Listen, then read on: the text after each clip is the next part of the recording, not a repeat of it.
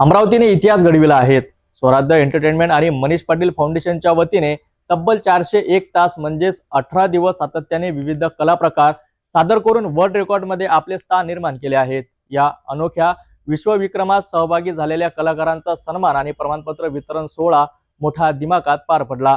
चला पाहूया ऐतिहासिक सोहळ्याचा विशेष रिपोर्ट। अमरावती स्थानिक सांस्कृतिक भवन येथे 401 तास सतत कला सादरीकरणाचा वर्ल्ड रेकॉर्ड पूर्ण केल्याबद्दल कलाकारांचा सन्मान करण्यात आला।